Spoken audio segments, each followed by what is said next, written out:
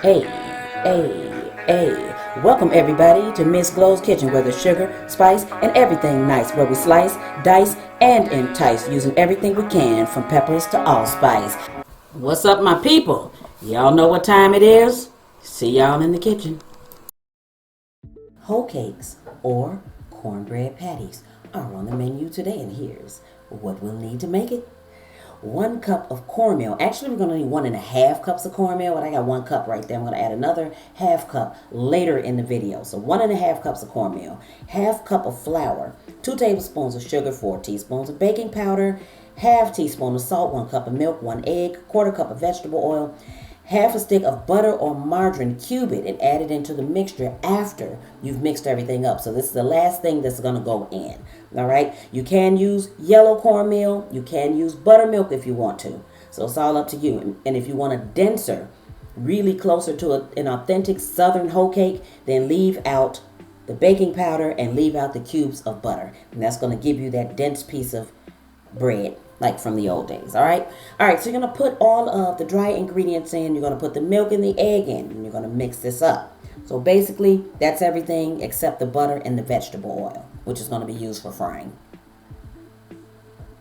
All right, so these hoe cakes, originated from the South, and they're called hoe cakes because they used to mix up cornmeal, whatever ingredients they had mixed with the cornmeal, which was like 2 to 3 ingredients. And what they would do was put them on that hoe and hold it over the fire, and it would cook it for them.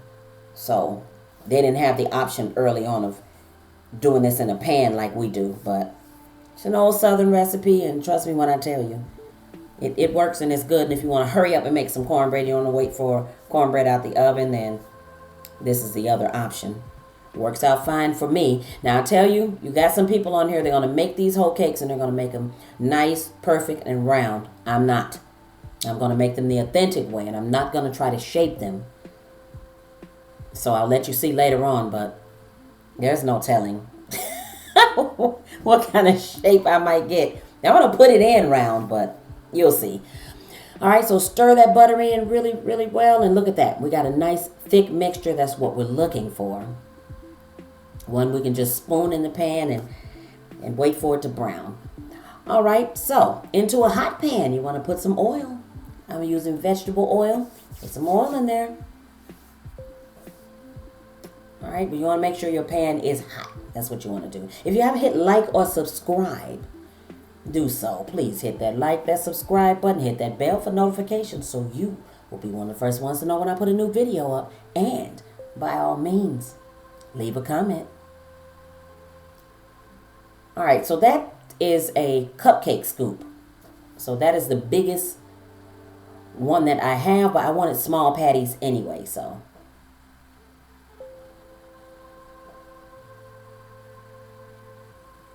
All right, so I'm going to put about 3 in this pan. And if they touch, just take your spatula and kind of break them apart. All right, so you see I'm moving the oil. Yep, moving the oil around because I do want it to fry. So the last one I put on there wasn't a lot of oil underneath it. So I just want to make sure. I'm going to turn it and let you see. I don't want to burn it. That's why. So I don't want them too dark. But if you do like your cornbread a little browner, do it. But you can always turn it back on that side. Because I'm going to flip them again. Because you can see around the edges of the first one I turned. And then that last one, you can see that there's raw cornmeal right there. So I'm going to smash them a little bit, but I'm going to turn these over again. So the turning over and the smashing, is what gives this peculiar shape. So if you want to put yours in a biscuit cutter or something like that, you want to make yours perfectly round, you want to make them beautiful aesthetically, do that. Do that, no harm. No harm, no foul. All right, so you're just going to let these cook. Because trust me, once these are brown, really brown on each side, trust me when I tell you it's done in the middle. These are rather thin cakes. They are not thick like the cornbread we put in the oven so that we have to wait for that mixture to get ready in 30 to 40 minutes. These are good 5 or 10 minutes. And they're ready. And so the butter in there, what that butter does is it's going to give it a nice buttery flavor inside of the cornbread. So obviously we're frying it in this oil, which is going to give us a nice crispy outside. But we want that inside to be nice, soft, and buttery. So we get a good flavor with our greens, our beans, cabbage, whatever we're making these with. All right. Well, these will pair good with anything. The flavor is great. So if you are definitely a buttery cornbread lover, then yeah. All right, so I'm talking you through this first batch. I just want you to see that I flipped them a few times. I flipped them a few times because I just, as I said, did not want them to get very, very dark. But I do want them to get, see that color right there? I do want them to get a nice brown color.